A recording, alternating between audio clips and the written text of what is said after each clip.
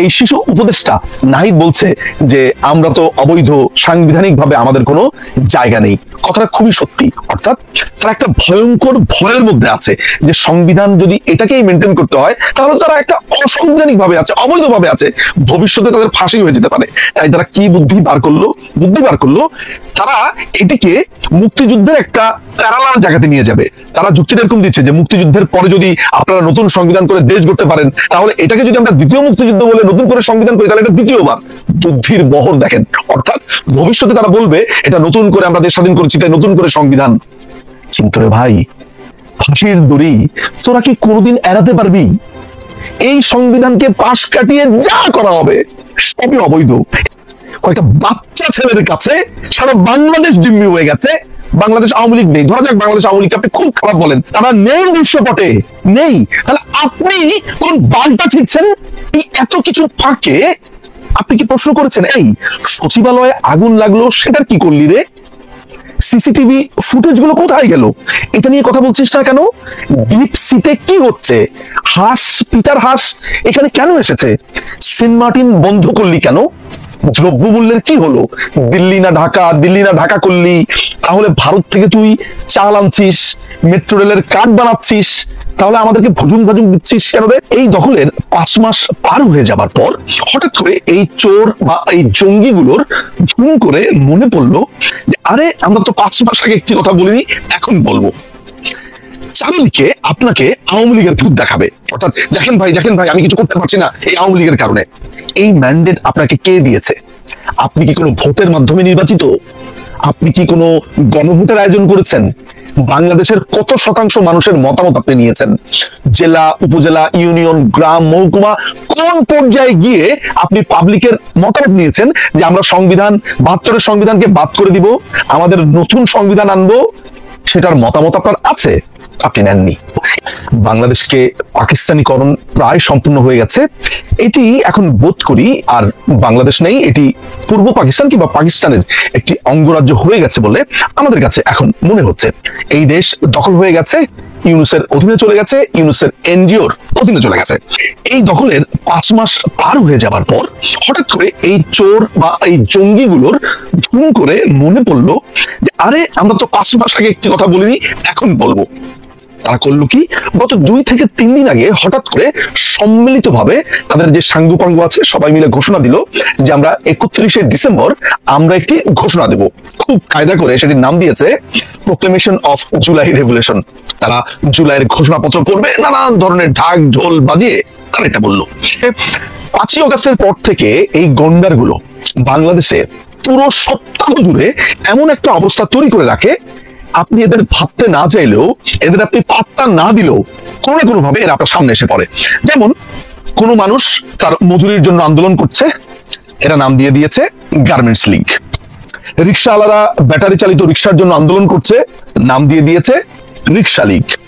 আনসাররা তাদের অধিকারের জন্য আন্দোলন করছে, শ্রমিক যেই লোকটাই কোনো একটা আন্দোলন করছে। এমনকি জুলাই ঘটনাতে এই জামাত শিবিরের সহিংসতাতে আহত বিভিন্ন মানুষ যখন হাসপাতালে কাতরাচ্ছে, তারা বেশি কেন কাতরালো, তারা কেন টাকা চাইলো, এদের নাম দিল যে এরা আসলে আওয়ামী লীগের কর্মী ছিল, এরা এখন জুলাইয়ের পক্ষের লোক বা লাল পতাকার পক্ষের লোক সেজেছে, এমনও বলেছে। অর্থাৎ চারুলিকে আপনাকে আওয়ামী লীগের ভূত দেখাবে। অর্থাৎ দেখেন ভাই আমি কিছু করতে পারছি না এই আওয়ামী লীগের কারণে, দেখেন ভাই আমি কিছু করতে পারছি না, শেখ হাসিনা ফেরত এসেছে।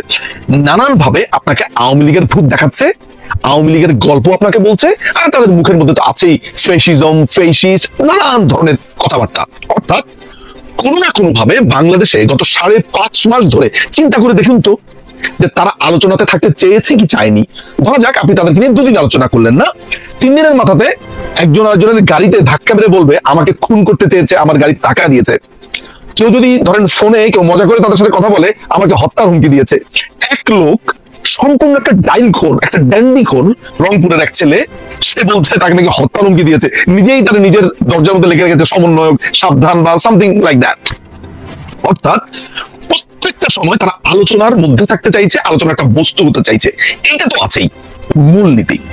এই মূলনীতিকে তারা বলছে মুজিববাদী, এবং মুজিববাদী বলে এবং বঙ্গবন্ধুকে একনায়ক বলে এই সংবিধানকেও এখন একনায়ক বলছে। কিন্তু আপনি প্রশ্ন করছেন না যে এই সংবিধানে তো বাংলাদেশের 72-এর পর থেকে প্রত্যেকটা সরকার এই সংবিধানকে ফলো করেছে। আমি যদি অন্য সবাইকেও বাদ দেই, বাংলাদেশের আরেকটি পার্টি যারা একটা দীর্ঘ সময় ক্ষমতায় ছিল, বিএনপি, তারাও এই সংবিধান মেনেছে। এরশাদ ক্ষমতায় ছিল 9 বছর, তারাও এই সংবিধান মেনেছে।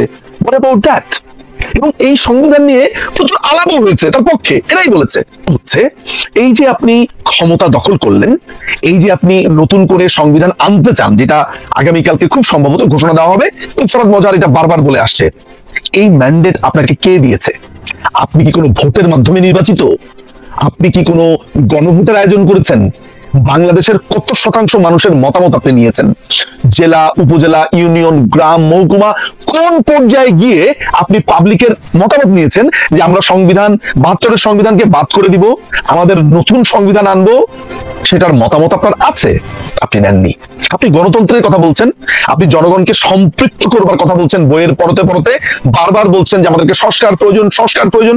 কিসের সংস্কার প্রয়োজন? কোনো মতামত ছাড়া, কোনো ভোট ছাড়া, নির্বাচন ছাড়া আপনি নতুন করে নিজের মনের মতো সংবিধান লিখে সেইটা চাপিয়ে দিয়ে আপনি নির্বাচন করবেন। অর্থাৎ আপনি একনায়কতান্ত্রিক আচরণ করে একটি গঠনতন্ত্র বানিয়ে মানুষকে আবার গণতান্ত্রিক হওয়ার সবক দিচ্ছেন। এটাই হচ্ছে ইউনূসের বাহিনী, এটাই ফরহাদ মজারের বাহিনী। মজার ব্যাপার হচ্ছে তারা বারবার বলছে এটি একটি ফ্যাসিবাদী সংবিধান, ফ্যাসিবাদী সংবিধান। আপনি যদি এই বইটা পড়েন, হাস্যকর ভাবে আপনি দেখতে পাবেন সেখানে রাশিয়ান বিপ্লবের পর লেনিন ওয়ান পার্টি গঠন করেছিল, অর্থাৎ সেখানে কমিউনিস্ট পার্টি ছাড়া আর কোনো পার্টি ছিল না, একটা মাত্র পার্টি। সেই পার্টির কথাই সবাইকে শুনতে হবে, বলশেভিক, তাদের কথা শুনতে হবে, তাদের কথা জানতে হবে এবং এভরিথিং। সেখানে কৃষি বিপ্লবের কথা হচ্ছে, যে কৃষকদের কথা শোনার কথা বলা হচ্ছে, সবই করেছে এক নায়ক ভাবে। সেই ফ্যাসিজমের উদাহরণ দিয়ে আপনার এই পুরো বই ভরিয়ে ফেলেছে। মাও জেদুং এর কথা বলছে, আরেক ফ্যাসিস্ট একটা লোক, সেই মাও জেদুং, সেই লেনিন, তাদের উদাহরণ দিয়ে আসছে। আবার কথায় কথায় ফুকো ঝাড়ছে, কথায় কথায় আপনার নানান দার্শনিকদের কথা বলছে, প্রত্যেকেই পাশ্চাত্যের দার্শনিক, 100 বছর, 200 বছর, 60 বছর, 70 বছর আগের দার্শনিকদের কথা। কথায় কথায় তার উদাহরণ দিচ্ছে। এই যে বললাম লেনিনের উদাহরণ, যে নিজেই ছিল একটা একনায়ক, আপনাকে একনায়কের উদাহরণ দিয়ে বই লিখছে, সেই থিওরি আবার মানতে বলছে, সেই থিওরি আবার বাংলাদেশে পালন করতে বলছে, আবার নিজেরাই সংবিধান বানিয়ে আবার বলছে যে আমরা আবার জনগণের মতামত নিব, কিন্তু তা হচ্ছে না। এই হচ্ছে এদের পুরো চিন্তাধারা। এখন এই 31 তারিখে তারা যেটা করতে যাচ্ছে, অর্থাৎ সংবিধানকে রদ করা, সংবিধানকে বাতিল করা, কেন? কারণ হলো কিছুদিন আগে তারা চেষ্টা করেছিল যে রাষ্ট্রপতি শাহাবুদ্দিন চুপ্পু সাহেবকে তার পদ থেকে অপসারণ করবে। সাংবিধানিক ভাবে তারা সেটা পারছে না, এবং এও জানে যে বাংলাদেশে এখন বর্তমানে প্রধানমন্ত্রী হিসেবে মাননীয় প্রধানমন্ত্রী শেখ হাসিনাই আছেন, কারণ তিনি কোনো রেজিগনেশন দেননি। অর্থাৎ তারা কিন্তু বারবার বলছে বুঝতে পারছে যে তারা অবৈধ। এই যে এরা গণতন্ত্রের কথা বলছে, এরা নিজেদেরকে বারবার মুক্তিযুদ্ধের একটা প্যারালালি বলছে, অর্থাৎ মুক্তিযুদ্ধকে ভুলে যেতে হবে, এটাই হচ্ছে নতুন মুক্তিযুদ্ধ। এই যে বলছে, এই যে তাদের প্রতি অশ্রদ্ধা, বঙ্গবন্ধু কন্যা সবার আগে এই রাজাকারের বাচ্চাদের চিনতে পেরেছিল। মুক্তিযুদ্ধের ব্যাপারে ও কি বলছে, অর্থাৎ রাজাকাররা যা করেছে এটা সঠিক ছিল, এটা হচ্ছে হাসনার। আর ইশরাক বলছে সো কল্ড মুক্তিযোদ্ধা এবং মুক্তিযোদ্ধাদের সে বিচার করতে চায়। এই ছেলেপেলেগুলো এরা সহিংসতা করেছে, তারা এখন ক্ষমতাতে। এটা চিনেছে বঙ্গবন্ধু কন্যা, আপনারা চিনতে পারেননি। এখন এই লোকগুলো, অর্থাৎ তাদের দীক্ষাগুরু, বলছে গণতন্ত্রের কথা, একে ফ্যাসিস্ট বলছে, তাকে ফ্যাসিস্ট বলছে, চারিদিকে শুধু ফ্যাসিস্ট আর ফ্যাসিস্ট। অথচ সে বাংলা একাডেমির একটি প্রোগ্রামে ভাষণ দিতে গিয়েছে, তার বোরিং আলাপের কারণে পাবলিক তার ভাষণ শুনছে না। সেই অধিকার তাদের পূর্ণভাবে আছে। একটা বোরিং কথা বলছেন, ফালতু কথা বলছেন, আজে বাজে কথা বলছেন, আপনার কথা শুনবো না।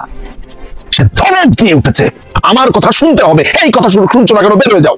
বের হয়ে এসেছে তার এই রুদ্রমূর্তি, অর্থাৎ তার কথা জোর করে হলেও শুনতে হবে।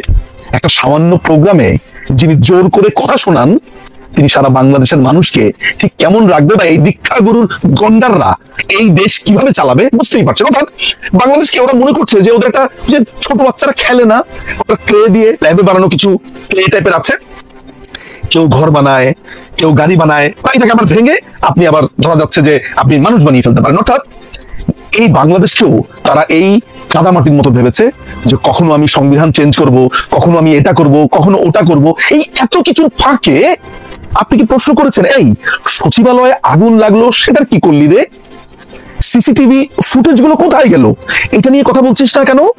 ডিপ সিতে কি হচ্ছে? পিটার হাস এখানে কেন এসেছে? সেন্ট মার্টিন বন্ধ করলি কেন? দ্রব্যমূল্যের কি হলো? দিল্লি না ঢাকা করলি।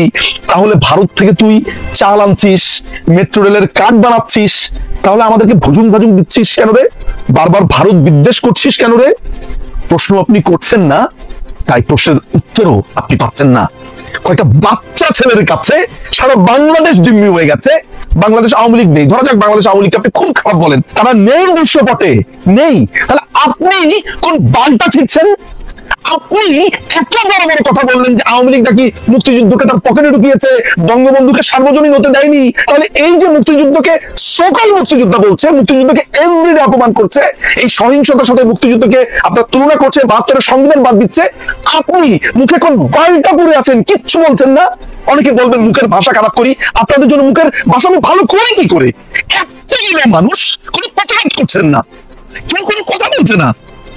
বিএনপি সেটা বুঝতে পারছে যে তারা নির্বাচনের কথা বলছে বলে তারা চিন্তা করে দেখেছে যে বিএনপিকে আউট করতে হবে এই মার্কেট থেকে, তা না হলে তারা নির্বাচন করে ক্ষমতা নিয়ে কি না কি করে বসে। বুঝতে পারছেন পুরো ঘটনা কোন দিকে যাচ্ছে, কি হচ্ছে না হচ্ছে? এই 31 তারিখ আর কিছুই না, শুধু নিজেদের ক্ষমতাকে একটা দীর্ঘ সময়ের জন্য বাংলাদেশের বুকে যাতে চেপে বসতে পারে, তাদের উপরে কেউ কথা না বলতে পারে, সেটারই ব্যবস্থা চলছে।